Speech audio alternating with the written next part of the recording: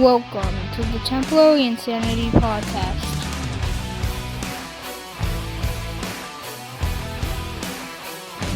Here are your hosts, Joshua Lewis Pereira, William McCoy, and Sierra Tansy. Happy Friday, everybody. Welcome to another episode of Temporary Insanity. I'm your host, Josh Pereira, and we are back in full swing. I am so excited because we have our full crew in studio today, and we are, of course, off location.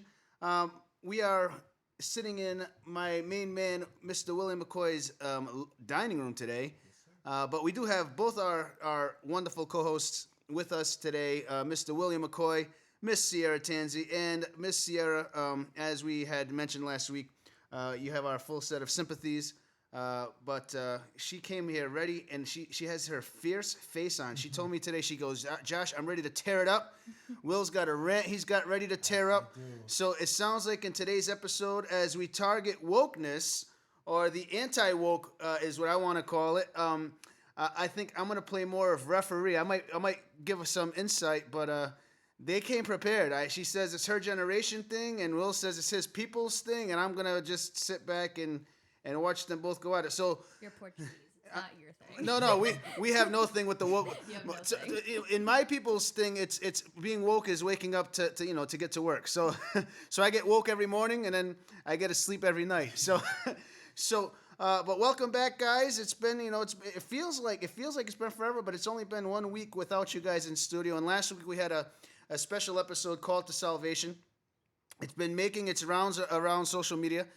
So for those of you who are listening today, listen, guys, share that episode. It wasn't really meant to be a podcast this week, but while we were with Sierra and her family, we had the opportunity to share the gospel of Jesus Christ.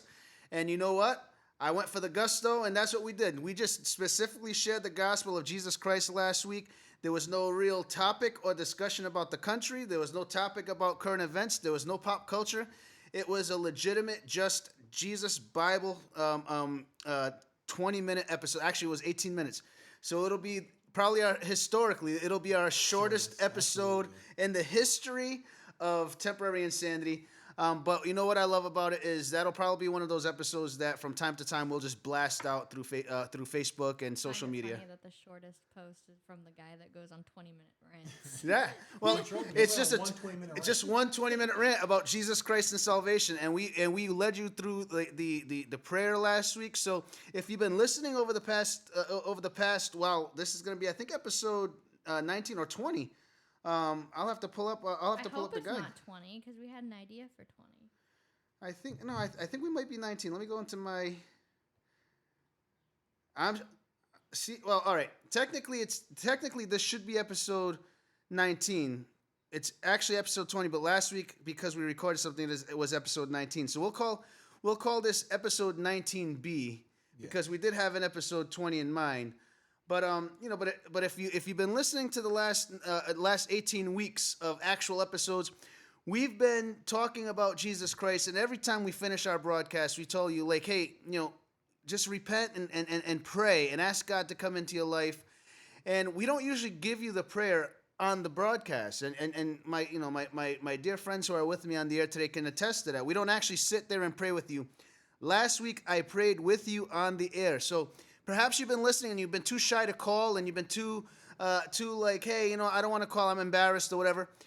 Go back and listen to last week's episode. If you want to listen to all the Jesus stuff, that would be great. It'll tell you, because we walk down the path to salvation. But if you already feel like you're ready to accept Jesus Christ and you just don't know how to ask God to come into your life, you could fast forward to the end of the broadcast and I will pray with you on the air last week. So it was a cool episode. It was impromptu. It was not scripted. It was not planned. It was just a very raw episode for that. And of course, this week we're back.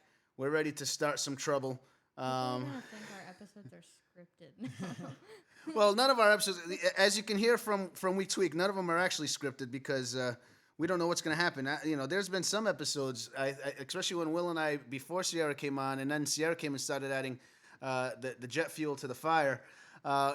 We've come on and we're like, yeah, this should be a fast one, right? Well, like this should only be like 30 minutes, 45 minutes, then we're like, hey, this one went on for like an hour and 45 minutes, and then so we've been trying to keep it to like an hour 15, an hour 20.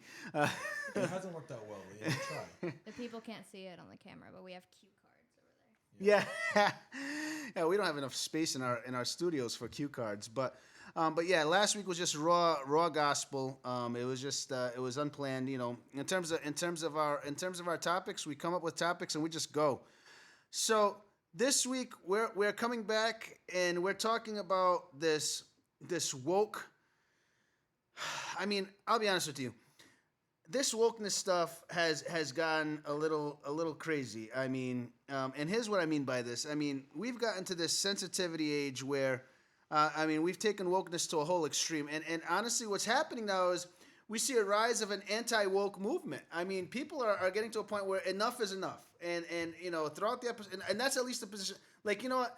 There used to be a day where you could speak your mind and you didn't have to walk on eggshells with everybody. Now, everything is triggering. Everything is so, like, preposterous, and you're always offending somebody, even without bad intentions. You're just offending everybody, and we see this movement taking place throughout the country, and it's kind of one of those things where it's about time where throughout the country people are just saying, hey, you know what, we're sick of it. Like, we're done with this whole thing. So we decided we want to talk about the wokeness, or for the better that description would be like this anti-wokeness. And you're going to probably hear a little bit of everything here, but what are you guys thinking?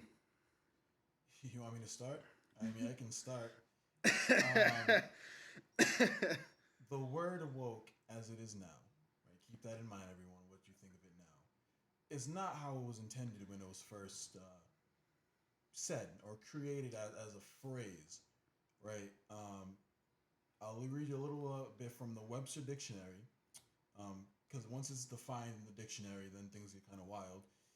Woke is now defined in this dictionary as aware of, actively attentive to important facts and issues, especially issues of racial and social justice, and identified as a U.S. slang. It originated in African American English. So let's go back to this last sentence. It was a word that is slang. It is street slang in minority communities. And want me to tell you the simple term, the simple meaning of woke, of its original meaning? A conspiracy theorist. Think of your favorite conspiracy theorist. Myself. Make him a minority. You're not called a conspiracy theorist, you're called a woke. And it usually had to do with like social issues. So like it goes around like Martin Luther King was really assassinated by FBI. You're woke, you say that. Redlining, right? Before redlining was actually proven, and you go around saying, oh, well, they try to, put minorities in these certain groups and the banks are against them, you'd be woke. And it wasn't used as a term of endearment, because now you see people going around social media like, well, I'm woke. It wasn't meant for the good term. Like, they'll be like the person that kind of ruins the party. Like, this guy's conversation, a girl's conversation is always some kind of conspiracy theory. Like, you can't have a good time and be like, I like Apple. It's like, oh, well, Apple, they make their stuff in China. Like, all right, this dude's woke. Like, that was the definition of woke. And then somehow, social media got a hold of it. The left got a hold of it. And then it kind of turned into, oh, I'm woke because I see social injustice that's happening, like white knights, right? Oh, I see the social injustice, I'm woke. It's like, oh, okay, that's not really the use of the definition, but all right. And then it kind of went into being woke is just, somehow it got tangled up in gender identity. And like, oh, well, I'm not the norm because I'm woke. No, okay, now you're really misusing the original word. And then it was used as like a weapon, right? Now it's like oh, you're not woke. No, that's a bad thing.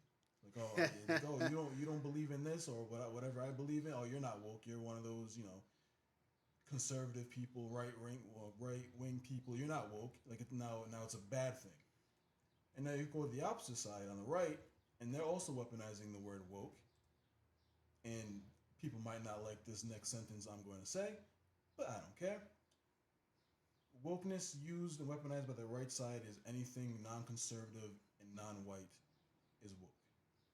And is used in a bad way, all right? You don't, you don't agree with gun rights, you're woke. You don't agree with this right ideology, it's woke. And I knew that the word went down the tubes, off the cliff, no parachute, when they used the word idolatry with woke. It's not a lifestyle. Woke is not a lifestyle. Woke is not some kind of philosophy for people to follow. It was a slang word that meant a hood, for lack of better words, conspiracy theorist. And now it got politicized, it's been weaponized, and it has got out of control, and now the left uses it to push their agenda, and then the right uses it to push against the left's agenda, and like it's a word. It's like lit. Remember when lit was cool, and then Facebook got a hold of it? It didn't Listen, turn political. But I'm not down with cool terminology anymore. I mean, it's I was told, and Sierra reminds me on various occasions that I'm out of touch with said cool Ebonic terms. I tried pulling out ratchet the other day, and I found out that was no longer. No, Why are you laughing at me, Sierra? I try. I try to stay relevant. it is sad where woke has gotten, though, for sure. It's almost like, so going back to like modern, what woke is used for, even if it's not like what it was intended and like created for in modern times, like you're right, it's used to like make yourself seem. People try to use the word just to remind people that they're like a decent human being. Like, hey, I love everyone. I'm so woke. Like, no, you're just a decent human being. Right. Like, but now, like, if we're sticking to modern terms and like what it means nowadays, it's almost like even if you're, what Josh was saying, anti-woke, that's like the new woke, because like anything you do, someone's gonna say, oh, well, you're woke. So it's like anti-woke is actually woke. If you are woke, then great, you're woke. Like, nobody can really win here. Well, there's a cool article that I found online. It says the title is called "5 Reasons Why Woke is Broke," which I think is cool because I grew up with like Dr. Seuss, so it rhymes. So with me not being It's a big not woke. Dr. Seuss is not woke. yeah. So but and I'm not going to read the article, but it says it talks about, and we talked about cancel culture a few weeks ago, but victimization is self-righteous vengeance. These are just topics from what it says, and I'll put this up on our pod page. But victimization is self-righteous. Romans 12:9 declares, "Never take your own revenge, beloved, but leave room for the wrath of God. For it is written, Vengeance is mine; I will repay." Right. The gospel message isn't enough according to the way they look at wokeness nowadays. Right. Wokeness is hypocritical racism. So a lot of what you were sharing is that from one way or the other, greed and exploitation are a growing theme in wokeness. So I mean, there's some cool articles out there that kind of show that as now I'm talking from our perspective as believers, wokeness, it's one of those things that has really no place in the church, because in the church. We shouldn't be advocating for this wokeness mentality. We should be advocating for the gospel mentality, for the godly mentality. It's contradictory. It's countless Christians jump on this bandwagon of wokeness. It's horribly problematic. Such double-mindedness is akin to being what it says in Ephesians 4:14, tossed to and fro and blown about every wild doctrine. It's related to the pragmatism of past decades, and it's torn the church apart. We see things like this coming about and tearing apart even like the church body. But if you see it on the macro scale, look at what it's doing in the micro scale. Look at what you were just saying, right? It's causing issues even within, just like everything else, even within just homes, right? It's funny because we were sitting at the table as we were preparing for the podcast, and you guys both started that discussion. You're like, you're bringing a perspective about it from a generational stand, right? You're bringing a perspective about it from a cultural stand. But what happens is when you look at all of these, depending on where you're bringing your perspective from, the only thing it brings is division. It's not bringing unity, realistically. I think that it's turned into a weird catch-all. Like being woke is everything and it's nothing. Like if you're for something, you're woke. If you're against something, you're woke. If you're against what wokeness is for, you're anti-woke. So it's like it is no like you cannot point to something and like define what wokeness is now. Wokeness is just whatever social issue someone wants to put it to, and they say, well, because I'm for this, I'm woke, and if you're against this, you're anti-woke. Like that doesn't make any sense. Well, it brings about that victim mentality, right? Like Right. it's like you either agree with me or you're my enemy. Yes. Say, oh, I'm inclusive, so I'm woke. Woke had nothing to do with inclusiveness when it was first said. It really didn't have any definition. It was kind of just like slang usually don't have a definition until someone randomly puts a definition on it. It was just an understanding when you called someone woke, like we knew what type of person it was. It was someone who was very, much of a conspiracy theorist about, social things of in the culture, in Black and African American culture. So where it changed, I have no idea. How it came down this slippery slope, I have no idea. But now it's a thing that you can't really define because it's for everything, and if you're against it, you're anti-woke. I can make up anything right now. I'm for black Solo cups. It's because I have a black Solo cup right here.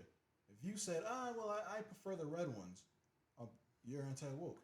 Why don't you like the black ones? I'm woke. I'm inclusive. Why don't you like the reds and the black ones? Well, you're anti-woke. It makes no sense. So does that mean you're going to boycott the song? Because the song's called Red Solo Cup, man. I wouldn't. I wouldn't. But Is that not woke of you to because the song, you start singing. Oh, they're singing Red Solo Cup. I can't support that song. That would be then that would probably be anti-woke because I'm not inclusive. I mean, you're not wrong though. We see that, right? Where like people are like, "Oh, I'm not supporting that song because this, and this." Like Right. that happened with like that one Eminem and Rihanna song. Like everyone. Yeah, the song has been on the radio and played in cars for years. And all of a sudden, Someone got triggered. It put a spotlight on domestic abuse, and everyone's like, I think that's the point. But I love that word triggered, right? Because like that's become the new thing. Like I believe in proper. So like with my psychology background, I believe in triggering. Triggering's a real thing. Like actually being triggered for something legitimate. But like, since when did society get so like this whole trigger thing, right? Like now everybody's triggered by everything. Like you can't do anything nowadays without triggering somebody. Like it's bananas. Like and then they tie in this wokeness. And now I just get so confused because everything's so intertwined. Like.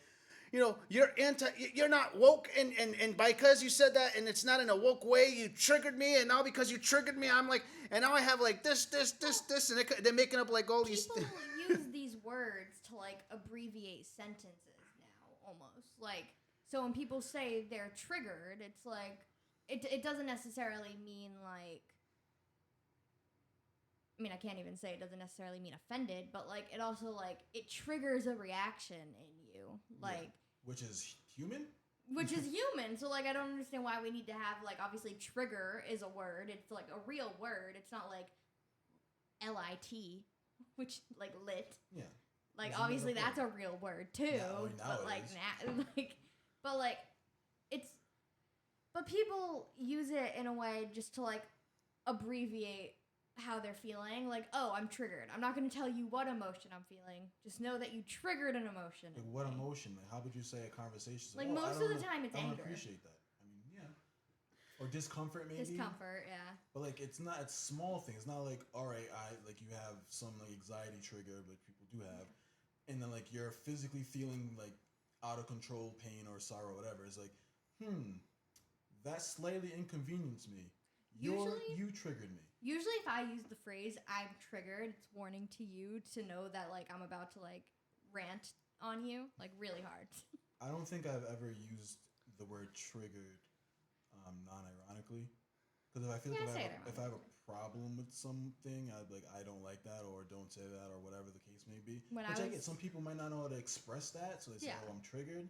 But I also think it's misused a lot too, because it's like I'm triggered, and then a lot of people like because you have triggered some emotion that I won't tell you about, you now are in my debt and should now say sorry to me for something that you don't know you did. Just know you triggered me, and I'm gonna hate you forever. Right. Oh, and that's the thing. It's like everybody's so like, we again, and I know. Look, I'm a broken record with this, but it's really gotten to me, especially since COVID, that like we cannot just remember the old movie. Can't we all just get along? Like, for the love of God, people, can't we all just get along? Like, Sierra, I'm gonna pick on you for just a minute, all right? Because me and Sierra's relationship started where Sierra, and I think we shared this, maybe, I don't know, like the second episode that you were on with us, like when you were just about to take your throne as our co-host, where you were like, I honestly didn't think Josh liked me. Like, when we started. Okay, so when I had apparently Josh was one of the people where I came back to the church and he was like, I've known you since you were a baby. I hated when people came up to me. Were you triggered? I was genuinely triggered by like snot running down your face, like like, running no, around, you didn't. Stop. like and it's funny because if anybody could attest to this point, okay, because Sierra in her young age was what I call an obstructionist. She could agree with you on the point that you are making, and you can correct me if I'm wrong, because now you're mature, and you can, as a mature adult, you can look back. Because I look back at many things in my life, and I can admit when I was doing things to just stick it to somebody. I just liked arguing with people. But she liked to argue. So it. even if she agreed with, and Will, you remember Sarah from when she was young, I do. and even if she agreed with you on the point that you were making, she would purposefully take the opposite position just to fight, which is why from the time she was a baby, we knew that this kid was going to be an attorney. And by God, when this kid passes her bar exam, we know she is going to be she will be arguing at the Supreme Court. She will be a knockout. Rob Levine and all you people that have those billboards, 777, call Wayne and Payne and all, step aside, folks. Because here comes Sierra Tanzi. She is going to knock your socks off. But here's the thing. We grew up, as she grew up, and as I started to invest some time with this young lady, I started as her youth leader, and she would make it her mission in life to argue with me. Now, then I pick up my ball and say, you know what, Sierra, we don't see eye to eye, and so I can't be your friend. No. Instead, a love bonded us together. And today we are thick as thieves. I love this girl. I will die for her. We're family, right? I mean, since COVID, this is really. Am I wrong in anything that I just said, Sierra? Did I portray a good picture? I mean, but like nowadays, it's like, and look, me and Sierra, we don't agree on everything. I mean, clearly. I mean, and honestly, I'm sure that there's gonna be plenty of We're not going anywhere, folks. We're picking up support. We're starting lots of arguments on Facebook. I mean, this show is here to stay. And y'all need to calm down on this. No, it's y'all okay. woke, I'm understanding why people do what they do. That old saying, no press is bad press. I mean, because the more y'all are arguing on our socials, the more we're picking up a listener base and viewer base. So keep it up. It's all good. Y'all starting to talk like we shouldn't be advertising where we are every week. And you're gonna find from time, and even me and Will will have a discussion. I mean, Will's not as animated as Sierra was. I mean, Sierra gets loud, and when she's really, I mean, what our goal? Well, we're gonna set a goal in the next 30 episodes, because I don't want to do it too soon to scare people off. But within the next 30 episodes, we got to get Sierra like really animated, like she gets when she's with us. And the Italian. She used to walk out of rooms and she got stomping and stuff. She'd be yelling. She'd be like throwing stuff. Like there were times I thought she was gonna like slash my tires. Like I'd have to make sure she wasn't like waiting for me in the back seat of my car, like in the movies. But it's like Will doesn't get quite as animated, but like. The reason that we work well together on this podcast is because we're not puppets with each other. We're not in cahoots. Like the only thing we truly agree with each other upon is that we believe in the Lord Jesus Christ. We share the same faith. But there are things that we have differences of opinion on, and we still love each other. I love these two. These two people are my family. Even though we don't see eye to eye 100%, I don't pull the whole, you ain't woke. Oh, I don't pull the whole, like, we can't be friends. But what's gotten to me so badly in this past few years is that People are destroying relationships. I've even seen marriages falling apart because they just disagree. And this wokeness crap. I'm sorry. Yes, I apologize to all of you. I said it. Is just getting in the way. Your little like beep button on your thing. Oh, I forgot I had it there. I got so passionate about this for a second. You know, it's like, really, people? Like, really? I was sharing, actually, this is actually a really good point to get into this article here. We were going to talk about this a few weeks ago, but we didn't. So this article is from June 9th, so it's a few weeks old. June 9th, by the way, I have to give a shout out to my love. June 9th, on June 9th, 2003, my wife finally agreed to go out on a date with me. So that's when we started dating. So we've been together for 20 years. Between you and I always knew she was out of my league, so I had to try tirelessly to get her to agree to date me. But we've been married now for 15. Josh starting to date his current wife when I was in diapers. Oh, you really had to go there, Sierra? I did. You just had to remind us? He knew you. I mean, You were in diapers. I just had, exactly, reminding everybody that I've known you since you were a baby. And, I was just starting to forgive you for, like, the historical thing, That wasn't me. But you brought it to the show. You told me that You triggered him. I was triggered. Yeah, I was I triggered apologized to him, by the right? fact that No. American Girl Doll made a historical series, and now I'm even more triggered because they're not woke, because they won't make a boy doll for 1987. They're literally American Girl dolls. Well, they ain't woke. That's not inclusive. That's not inclusive. What if I wanted a special historical doll for my birth year? There has to be like a boy version of American. Apparently not. Like, apparently the Girl Scouts ain't woke. Like, the Girl Scouts can join the Boy Scouts, but the Boy Scouts can't join the Girl Scouts. At least not that I know of. You can fact check and listen, people. I didn't research that, so I have no idea. I don't really care enough to know if the Boy Scouts can join the Girl Scouts and vice versa. But I think so. But Why would they? So Why would they want to? back when we were planning to talk about this whole debacle, and we had been talking about the Target stuff, right, with the Satanists and all that, and yeah, we got a lot of that. So, you saw that posted on our Facebook page. Kudos to you. Apparently, we're making dreams come true, and I said we had somebody put a comment on our page that said that prior to listening to our broadcast, they were just a Satan worshiper, like just a member of a satanic convent, Now now they're the leader of the Satanist I cult. wonder how that conversation went down. They're part of the current leader of that Satan cult. But yeah, listen to a podcast, one episode. I need your position now. I mean, good for him.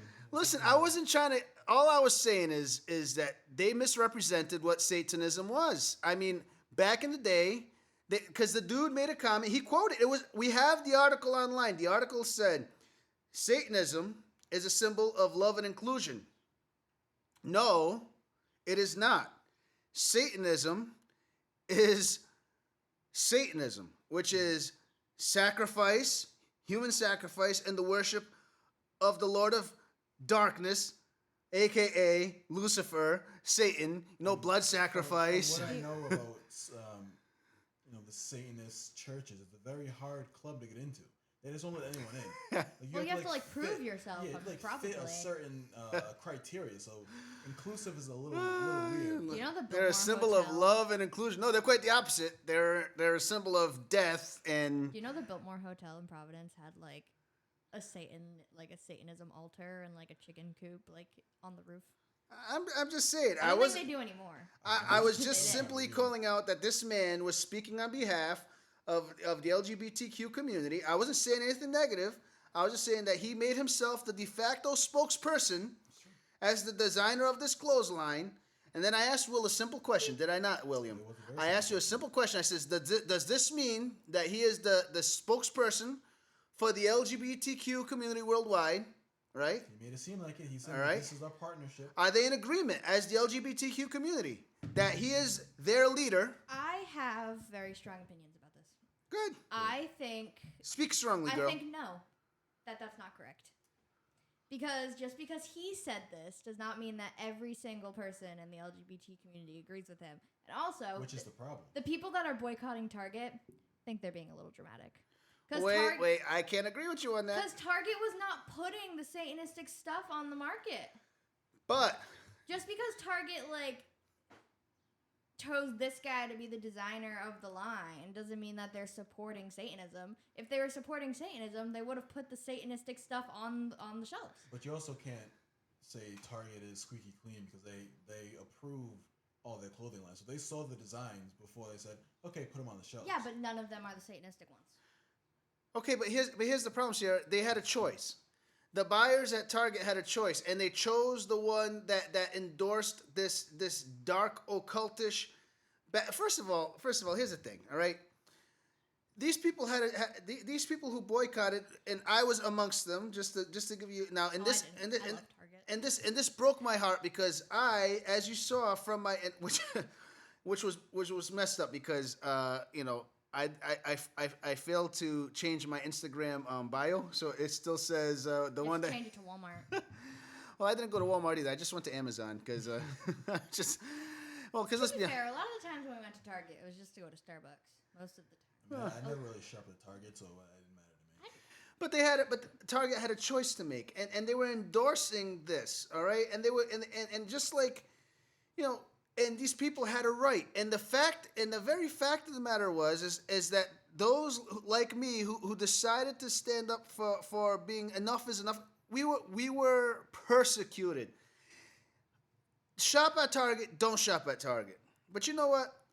The LGBTQ community and everybody who is endorsing this nonsense, okay, and that's what I call it. I call it, yeah, oh Josh, you're this. I'm not none of that, okay, but. We speak up again about what we believe, and we're picked on, and we're ridiculed, and we're targeted, and it's okay. But we stand up for what we believe in, and it's a problem. But then, but when they do it, they're the victims, and this is the problem. And this is the problem with it. It becomes very much an issue of if we're going to believe in our constitutional right to free speech and to freedom to our freedoms and our liberties in our choice in our selection, our freedom to purchase what we want to purchase, where we want to purchase it, and all that stuff that everybody that we have in this country, then it has to go both ways, right? Like, all right, they say we don't have the right to shove our religious beliefs down their throats. Well, they don't have the right to shove their beliefs down our throats. It has to be a two-way street, guys. I mean, that's the part of liberty here. So, I mean, that's just where I stand. Okay, so now they made a big to-do about it. Well, guess what? Just like they wanted to make a big to-do, the people boycotted, and they lost billions of dollars. And they lost 3.5% market share in the stock market in that week. And guess what? Money talks. Isn't that the way the saying? Money talks and something else walks. You know what I'm saying? I've never heard the second part. It's money talks and bullpucky walks. You know. Well, it is the same. Well, it's supposed to be vulgar. It's money talks and BS walks is the way it's supposed. I was like, that definitely sounds like a slur. There's an article that I'm going to put up on our page, and there's a clip that I'm going to share with you guys from Joe Rogan, the Joe Rogan show. And Joe Rogan, by no stretch of the means, holds back what he has to say. I had to edit this a lot because we're a family-friendly show. But his quote, he roasts Target, he roasts Bud Light for losing billions from backlash. And his quote is, "Stop shoving this down everybody's throat." Basically, what he's telling everybody is, stop shoving this woke stuff down everybody's throat. Basically, because Target was trying to be woke, and because Budweiser was trying to be woke, and because all these people are trying to be woke, guess what? They started losing that cheddar. Just run your business. just sell things. I don't know. I don't know if this, obviously this is a very unpopular opinion, but I just genuinely don't think Target was trying to be woke. I know. I definitely think they were. Because, I mean, they do the whole pride. They do the pride section of their store every single year. This year, they just happened to pick someone that was problematic. I think they were trying to be woke in a capitalist way, because they knew LGBTQ is hot. They know inclusion and wokeness is in, so they're trying to jump on the train and say, "Oh, hey, look, we're inclusive, we're woke. We're gonna do a trans line. Where they messed up completely was adding the kids, because they do their pride stuff. That's whatever. It's in their section.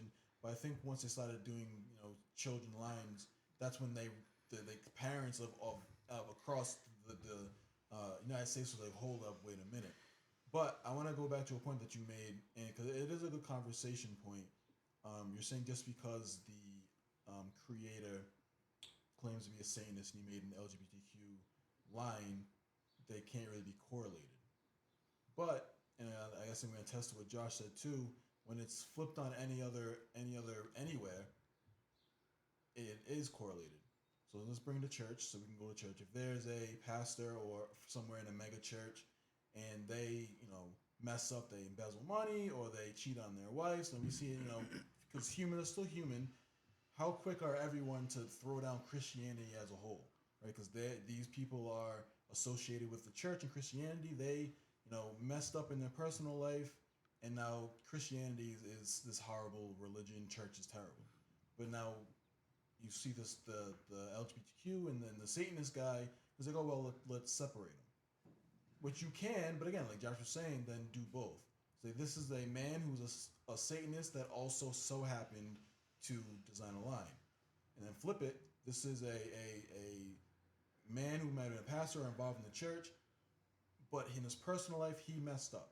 That has nothing to do with what God does, that has nothing to do with what church does. That's what this personal man or woman slipped up in their life. I mean, yeah, I definitely agree with that. People try to, put everything hand in hand with each other. Like, I've had a lot of people say to me, lately, especially now that I've had my, come back to God era, and they're like, oh, well, you're a Christian. That means that you, hate the gays. I'm like, no, I don't care. You do you, man. Whatever. I don't hate you. Right. Well, but here's the problem, all right?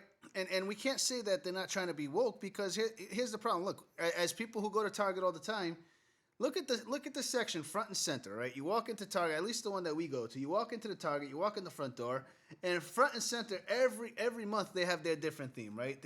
And again, I'm not trying to slam it for anything, but all right. Seeing the back to school signs. But even more than that, you have a Black History Month. You have their Black artist section. The next month you have their Pride section. The next month whatever the woke theme of the month is in that section. And I'm not saying it as a bad thing, but I'm saying it's you can't deny that they're not trying to pander to the wokeness to make their capital investment, because they're trying to pander and they're trying to capitalize and gain on that. But that's everybody, though. You see everybody changing their logos and or adding products. Well, it came back and it bit them. I mean, here's the article. Here's the article right here. So Rogan blasts. Maybe instead of playing it, I'm just going to read what he says. Podcaster Joe Rogan blasted Bud Light and Target, saying many Americans have decided that they have had enough.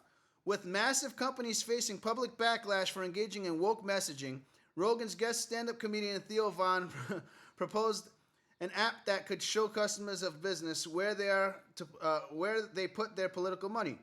A little of that is going on right now with all the woke beep. Rogan responded, Target lost billions of dollars because they tried to have this Pride selection. Consumers creeped out by Target's tuck-friendly women's swimwear shopping elsewhere. Yeah, and obviously the Bud Light thing with Dylan Mulvaney, they've lost $20+ billion, Rogan added. Can you imagine? They're just going to send blank can to a confused person that day 365 of womanhood. And can you send that person a can, I'm just skipping over words that I'm not going to say on the air here, with their face on it, and your company loses $20 billion, Rogan said. That's wild blank, man.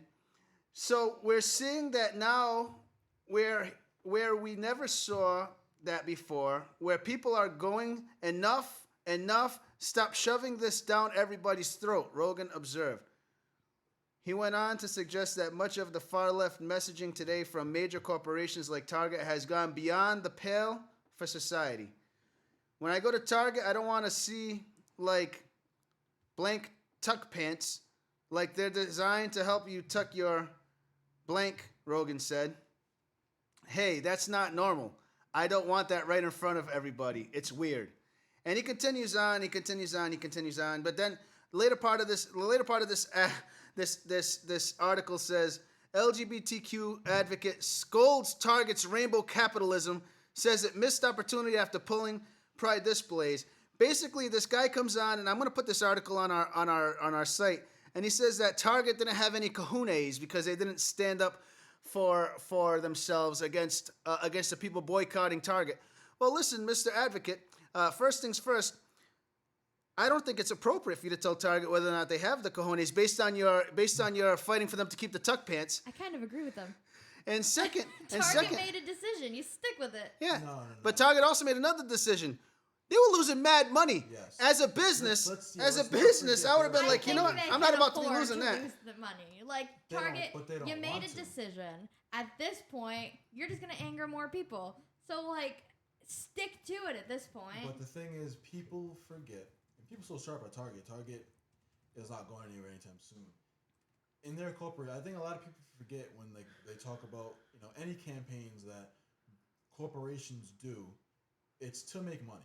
They did not do the LGBTQ thing because they thought, hey, we might lose money on that. Absolutely not. They said we're going to capitalize on something that's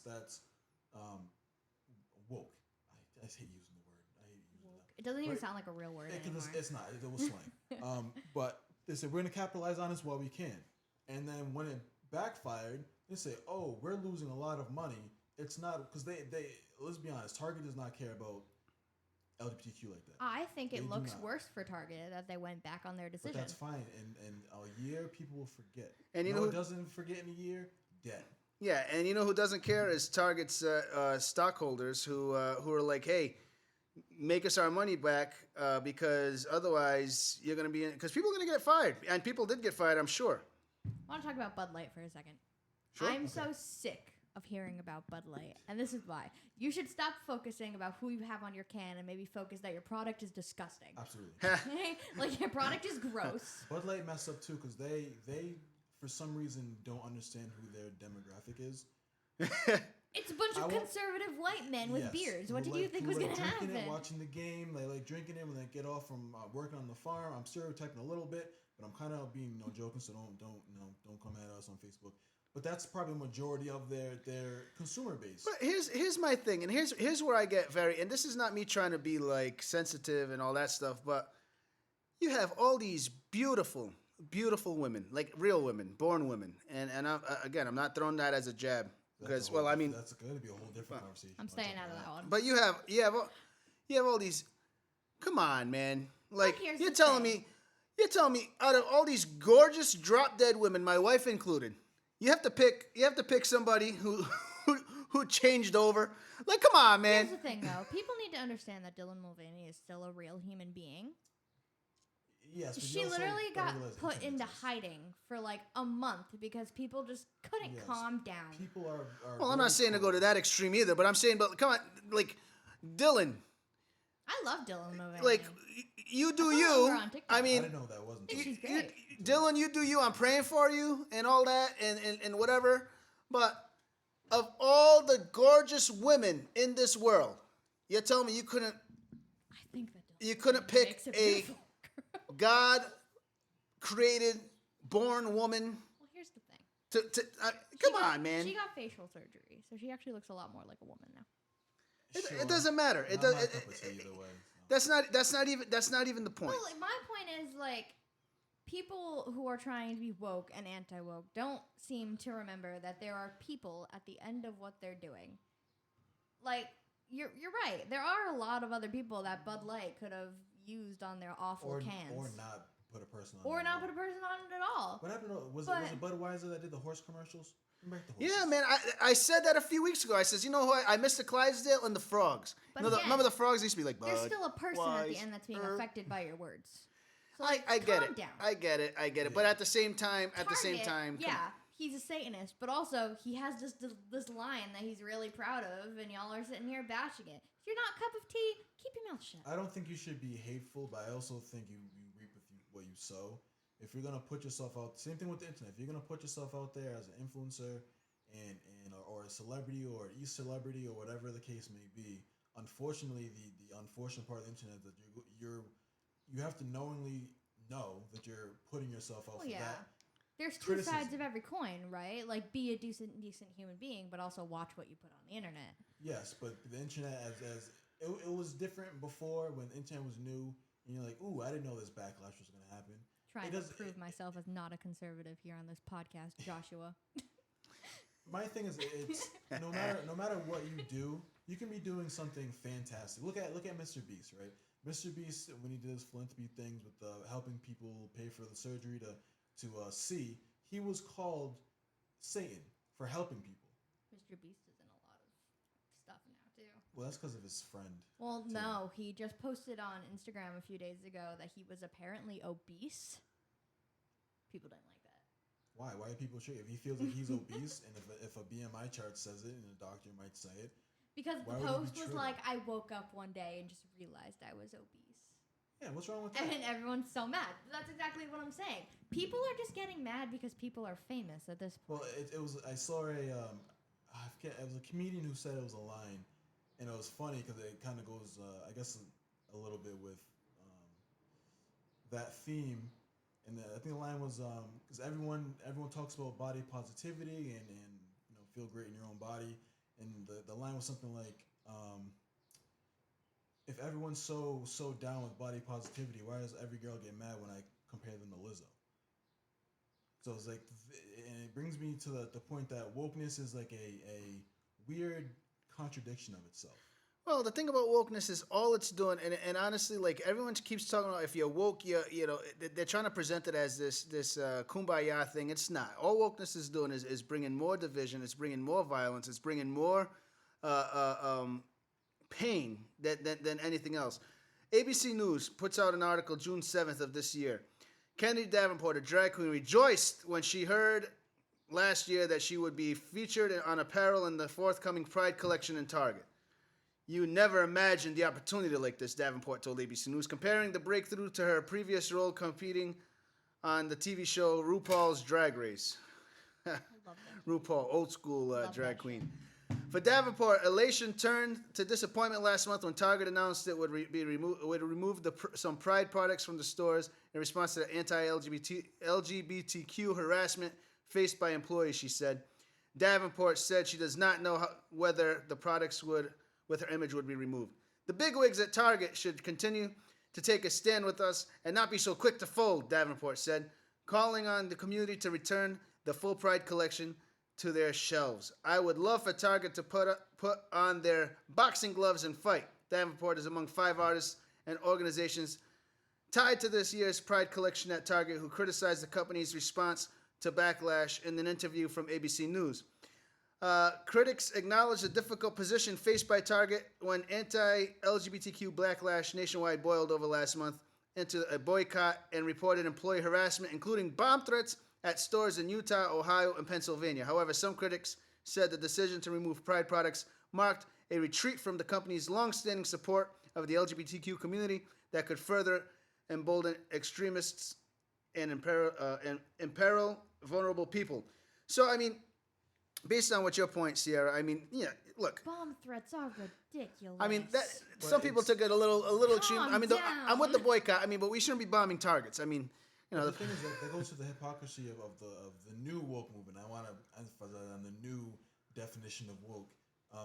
It's like we're all inclusive unless you disagree with us. Then some of us will send bomb threats, or some of us will threaten your employees, or so like. How can you say, yeah, we're inclusive, and then if someone has, or we're open-minded, we're inclusive, we love everyone, and then if someone says, okay, but I don't like the tuck-friendly clothing at Target. Oh, well, you're a bigot, you're this, you're that, we hate you, well, get out of here, we're going to send threats to you and try to cancel you on. How can you be both? You can't be both, and that's the problem with wokeness and anti-wokeness at the same time. See, I'm a huge advocate of just let people be who they are and shut up. True, like, but who cares? The thing is, if this artist for the Target, the Satanist, made LGBTQ clothes and sold it in the community, things that they did, fine. No one probably even know. But the problem becomes when you take your community, your culture, whatever you want to call it, and you bring it to the masses, which are mixed with different ideals and conservatives and left and middle and LGBTQ and extreme left, extreme right. You're going to be set up for criticism for people who don't agree. See, and then you can't play victim after you do that. here's my thing to all the people that have been boycotting Target because of this. Target has been selling clothes with pentagrams on it for years. Years. And people did not bat an eye. But all of a sudden, it goes hand in hand with a certain movement a bunch of people don't agree with. And now people are in an uproar about it. I remember shopping at Target and seeing pentagrams on so many things, on earrings, on shirts, on pants. Nobody cared.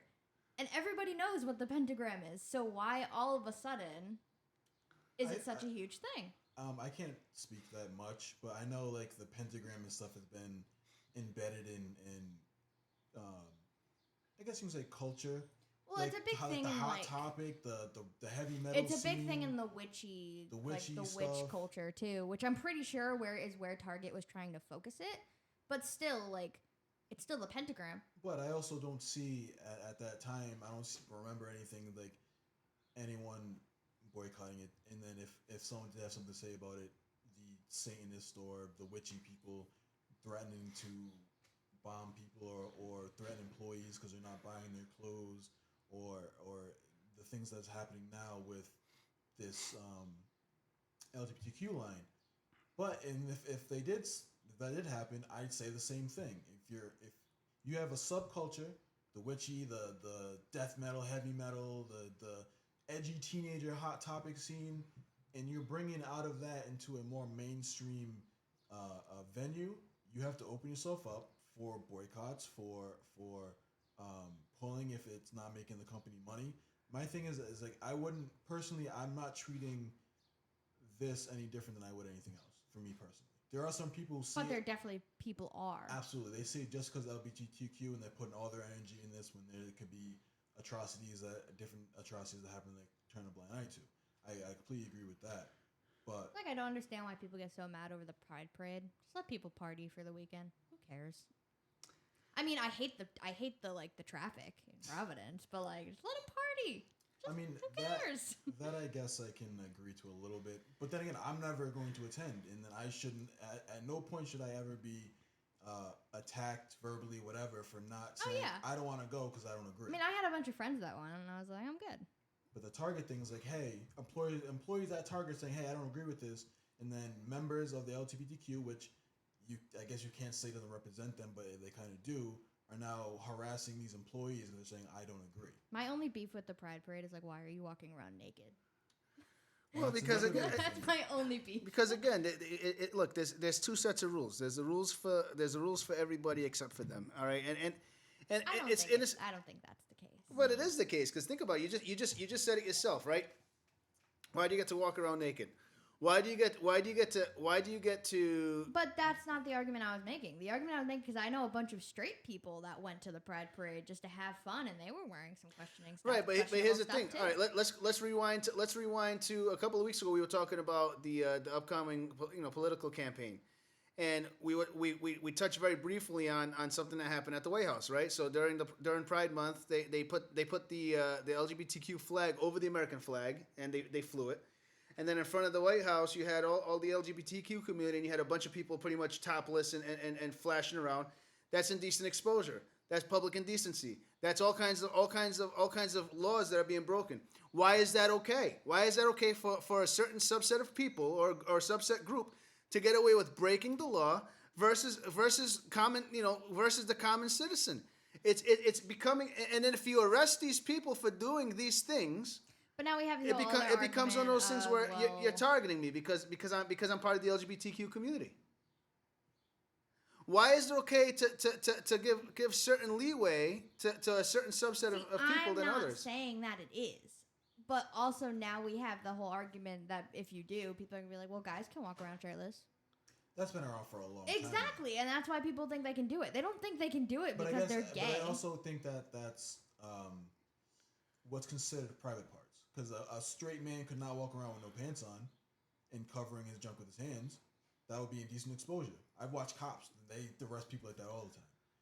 And especially in front of the White House, supposed to be like a sacred thing for, Americans. So what part of the woman is indecent exposure on top? Well, they're saying that the breasts are private parts. Technically, guys have those. Technically, but I don't make the laws. The laws say that Yeah, I'm just saying. the breasts are considered private parts. I think people get And so again, offended for no reason. And again, what I'm saying is look, and here's where I come. They're celebrating something that look, I get it. I understand what you're saying. Oh, let them party. But all right, why can't the Christians party? When the Christians used to have the March for Jesus back up until like the mid 2000s, everybody used to be in an outrage. Why can't the Christians party? So it's okay for pride parades and it's okay for gay rights. Here's the thing that I admire about the LGBT community. They don't care. Oh, they care. They do care But you still because see they make them a doing ruckus it, about it. That's what I'm saying. But there's still a double standard. Why can't the Christians party? When we had the March for Jesus, why was it shut down? Why was it so hard for us to get our permits? Why was it so hard for believers to be able to go in and proclaim on the streets and to do the things in a respectful way? We weren't going nuts on the streets, and we weren't doing the things that the LGBTQ community does in open forum, and there was a problem. My thing is, and I break down this way personally. People at the beginning of the day, I should say, are people. So no matter before your religious rights come in, your sexual orientation, your gender comes in, whatever, you're a person. So I think every person in the United States should have the same basic rights as everyone else. So if you're LGBTQ, you want to get married, as a person, you should be able to get married to whoever you want. I think that's fine. That's your personal thing. That's what you want to do. That's fine. But as soon as you take everyone's equal with basic human rights and then take a step forward and do things that other people get punished for, and then once you get punished for it, say, well, it's a hate crime or it's because you're a bigot, that's when I start having a problem. Because I understand as a African American man, I sympathize a little bit because they have their own rights that they want to fight for, right? So I agree with that. I don't think they should be, punished for their orientation. I don't think they should be punished for who they love. I don't think they should be punished. I think they should be able to live their life privately as they want. But now when things take a step forward, a step past that, and says we want to do what we want to do no matter what you say, and then if you say something against us, we're going to do our best to call you a bigot, or we're going to do our best to say you're homophobic. That's really the only problem I have. So when they put their stuff out there and like front and center, and if someone says, well, I don't agree with this, and then they come back and say, well, you're homophobic, you can't really do that about much of anything else.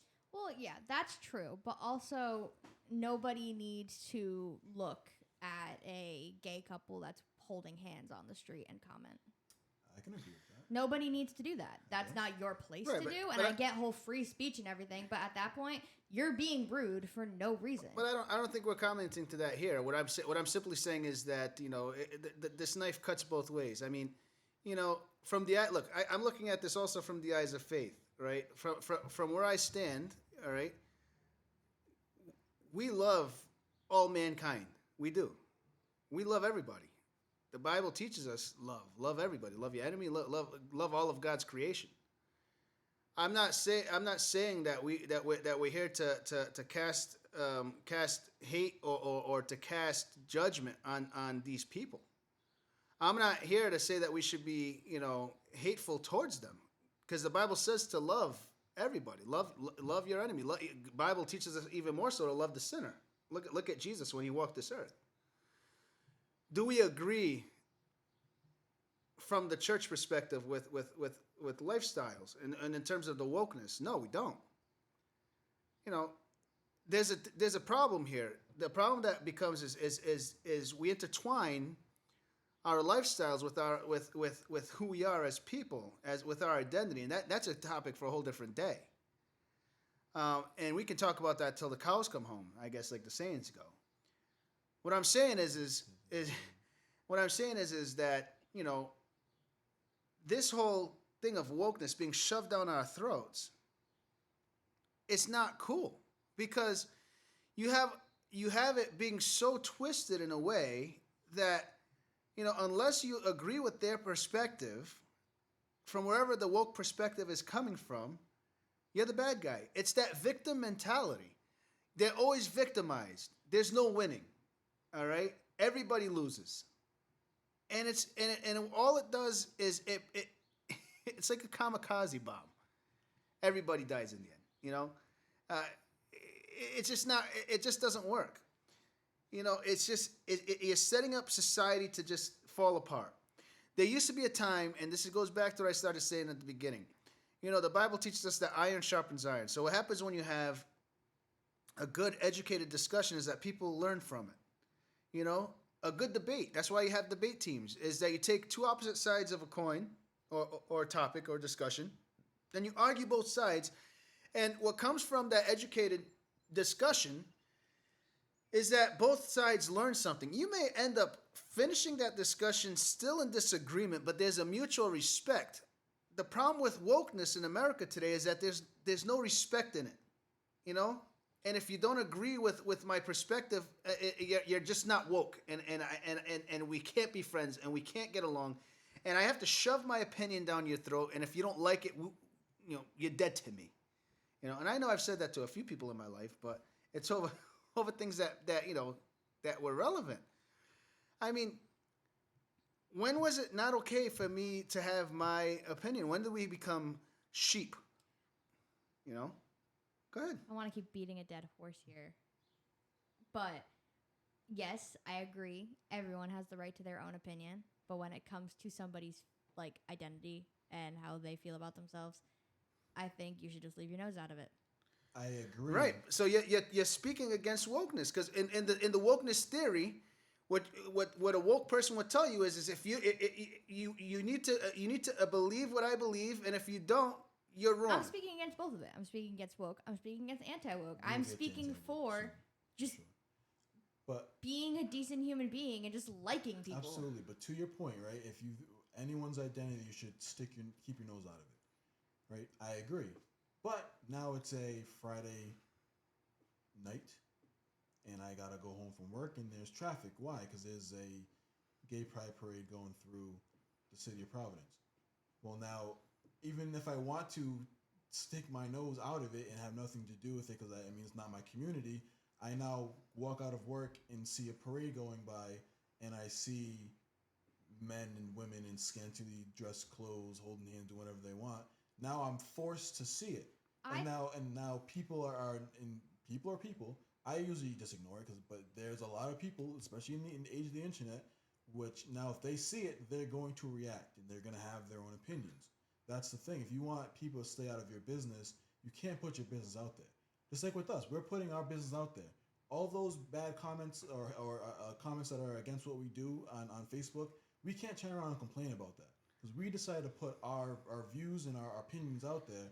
So we've opened ourselves up to criticism, to praise, to whatever people want to give us, and that should be across the board. I've started reacting some of those messages. Well, and you'll notice that we don't even interact, because look, in the law, all right, and you're studying law now, you'll notice that when you become a public figure, which we've technically stepped into that arena, we've surrendered our right for even the ability to even take legal action if people decide to speak poorly against us on that, because we've decided to step into that limelight.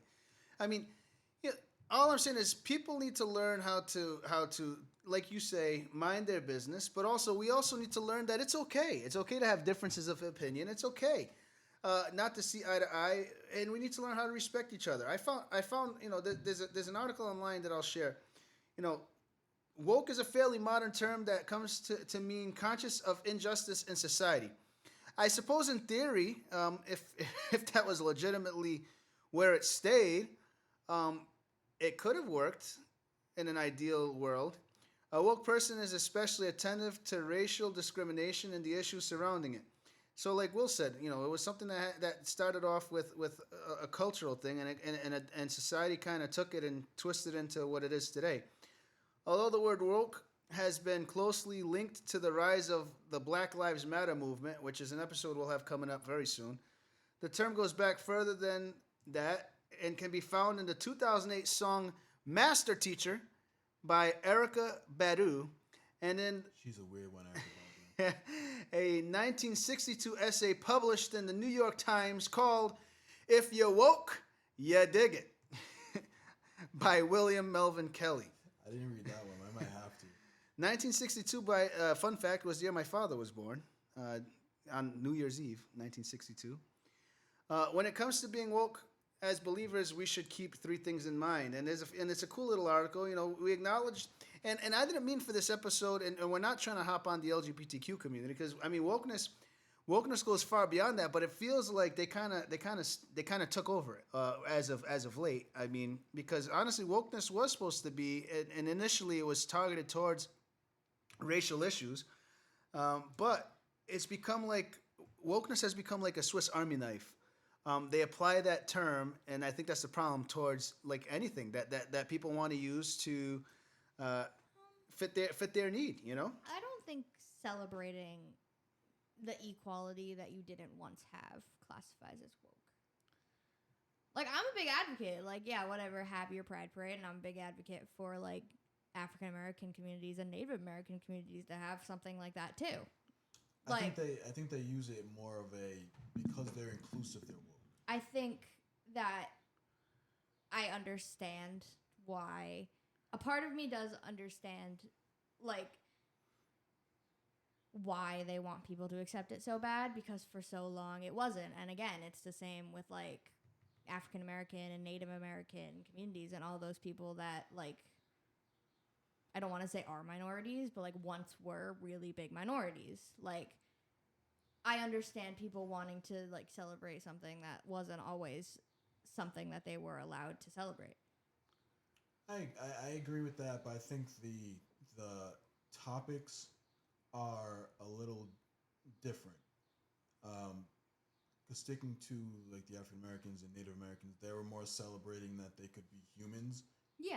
In the United States of America, and not in face constitutional in some ways, and law prejudices and laws that were built against them throughout the from the conception, but mainly yeah. the 30s. I'm in no 70s. way trying to put like race and identity and or sexual identity in like the same category, but I'm just saying everyone should be able to like feel confident in who they are, and I don't think that's woke in a way. No, I think the wokeness, like I said, comes from if I don't want to be involved in whatever it is, I'm not being inclusive, and they are inclusive, so they're woke and I'm not.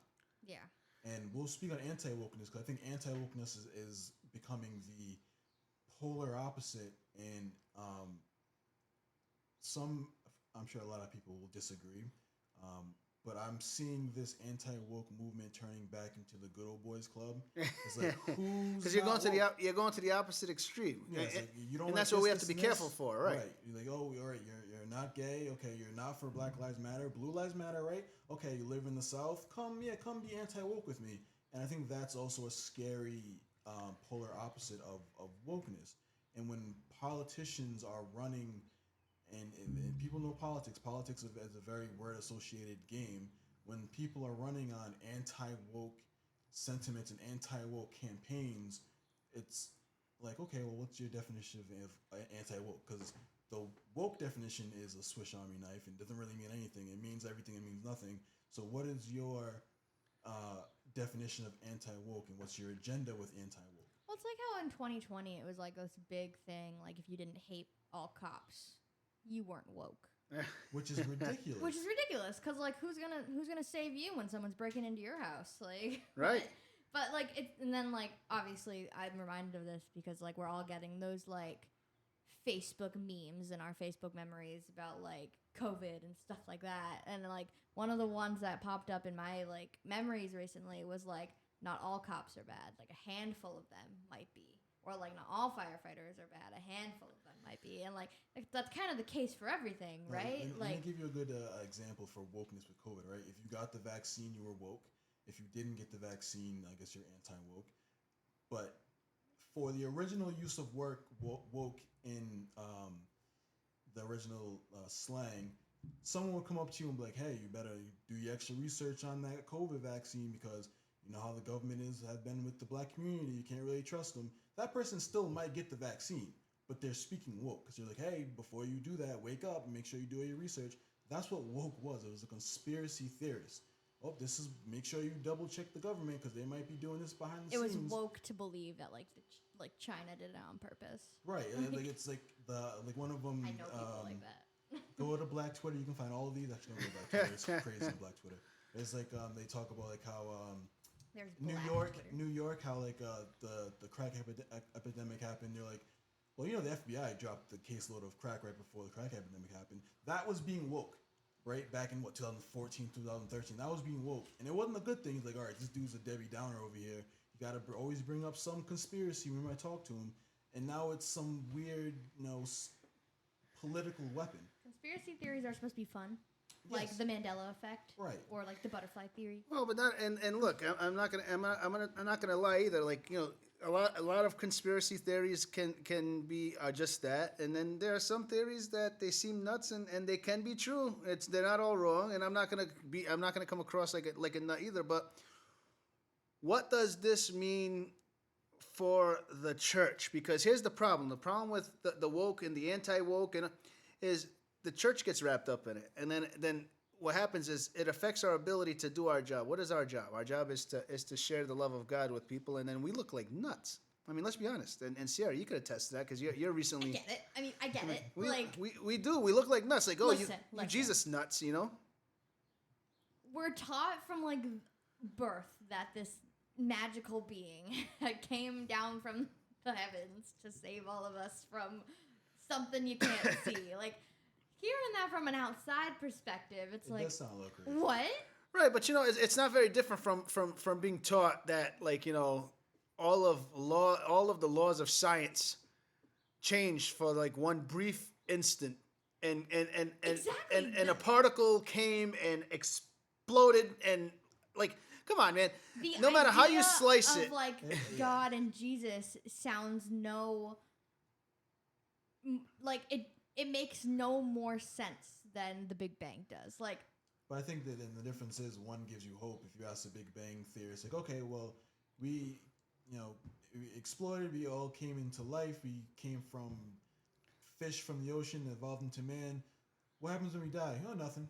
We're just done. But there's more than just that. And there's more than just that. I mean, outside of the hope, I mean, and it's something that you can only. It's an experiential thing. I mean, you experience God. I mean, and it's like, oh, that sounds like a sales pitch, but you experience God. I mean, when you accept Christ into your life, there's an experience that takes place, and until you have that experience, it's not something that can easily be explained. And we'll come back to that in a minute. There's three things I want to share about this woke thing from the church perspective. First, as Christians, we have to acknowledge that racism and all these, certain things in America had resulted in shame, injustice, and at some points in history, terrible violence. Moreover, no clear-thinking person thinks that all remnants of racism were erased by American civil rights movement of the mid-20th century.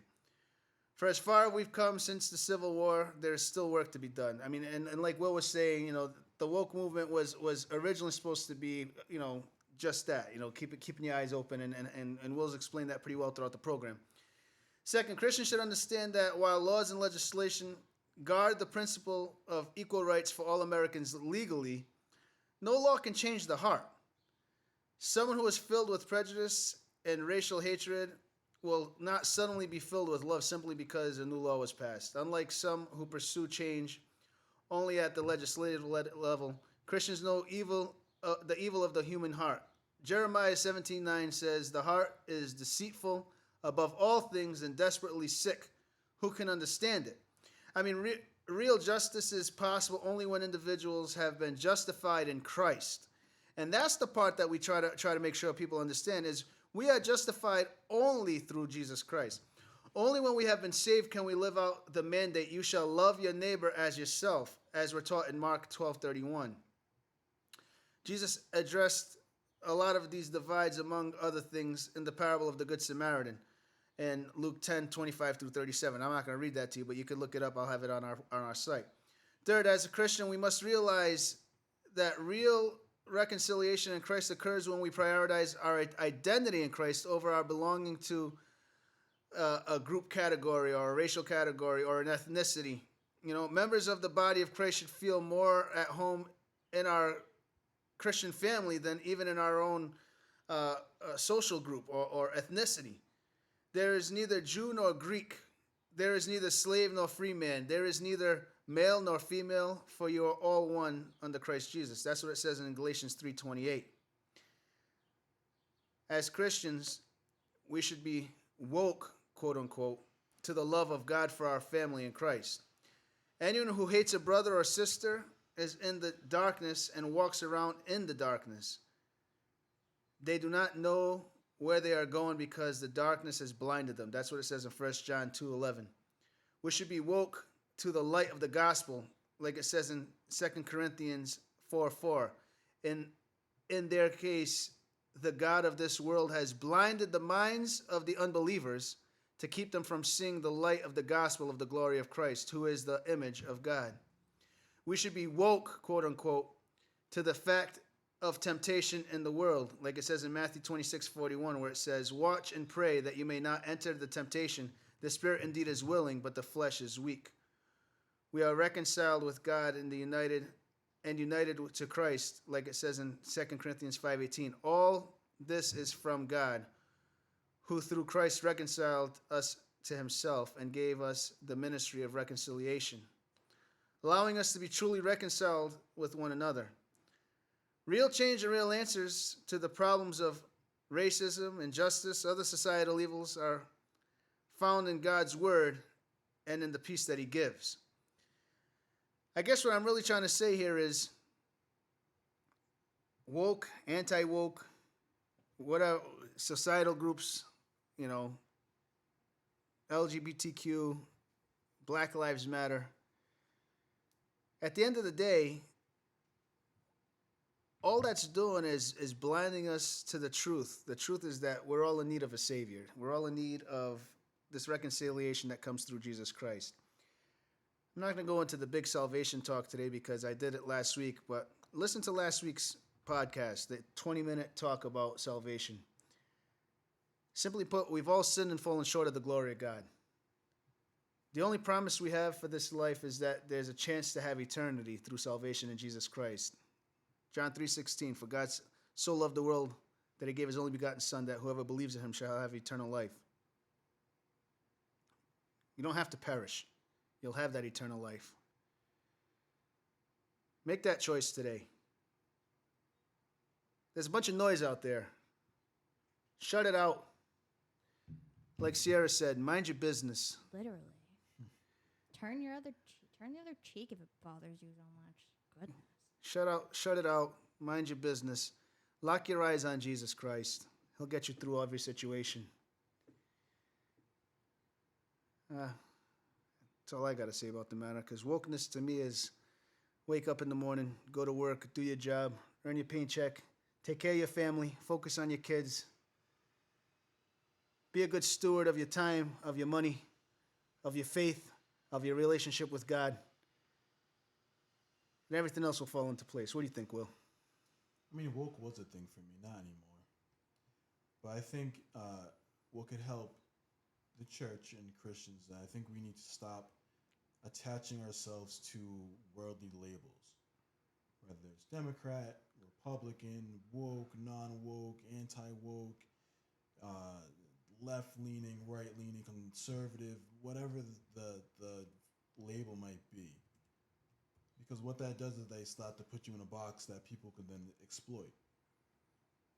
Because it's fine to say you're a conservative, but then when the conservative does something, I guess, against what someone else likes, you have to take the good with the bad.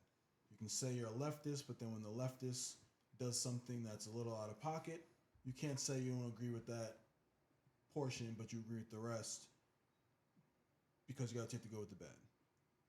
I think if you focus and call yourself a son and daughter of God, a Christian, a God-fearing human of this earth, and take it from there and just have your opinions and don't put yourself in the box, I think people would find themselves defending themselves less against the world, or against Facebook. Because as soon as you say a topic comes up and says, well, I'm a Republican, you have all the lefts coming at you. You say, oh, hey, well, I'm a Democrat. You get all the right coming at you, and you got to defend yourself. And now all that stress for nothing, for worldly, temporary labels and meanings. I just think it's too much stress, unneeded stress. Just be you. Be a Christian. If you're a Satanist, be a Satanist. If you're LGBTQ, be that. But once you put anything out into the public, you have to be ready for backlash. As well as people that will agree with you. If you have echo chamber that agree, and you have the other side who won't. No matter really what you do. And that's what's what. And that's how it goes. Right, Cece? Yeah. Well, I don't know if you find yourself in the North Providence, Rhode Island area, but if you do, come check out our church every Sunday morning at 10:30 a.m. Worship with us at Saving Grace. I know Sierra's got that in her mind. She's like, should we really be sharing this address now? I'm gonna start coming with like sunglasses and a hoodie on. I'm like, you don't know me. But we'd love to have you worship with us every Sunday morning at 10:30 a.m. Check out our church website, www.savinggrace.church, www.savinggrace.church. You can check out who we are. If you want to come to our Bible workshop, we're live on Sunday mornings at 9:30 there at the church as well. Hey, Sarah, if they're not in the area, how can they check us out? On our Facebook, we go live every Sunday. Live every Sunday on our Facebook. We also have a YouTube channel that you can check out. But if you go to our website, www.savinggrace.church, you can find the link to the live streams as well. Other than that, all the information you need for our podcast is at www.temporaryinsanitypodcast.com. And check us out on Wednesday as we drop our first Bible workshop podcast episode, which will be our instructional episode. It's an in-depth Bible study. We'll be going into bibliology, which is the beginning of study of Scripture. That's with Pastor Floriano Pereira. You'll have a good time with that, and we will be dropping episodes every Wednesday going forward. So check it out. Outside of that, that's all we got for this week. Tune in next week as we come back at noon. Check out our behind the scenes today at 3 o'clock. And we hope you enjoyed this episode. God bless you all. Peace. Bye. Love you. Please don't hate us. We hope you enjoyed today's episode. New episodes drop every Friday at noon. Have a question about our faith or the insane times we live in? Go to our website, www.temporaryinsanitypodcast.com, and record a voice message. It may end up on our show. Follow us on Facebook, Instagram, TikTok, and our YouTube channel at Temporary Insanity Podcast.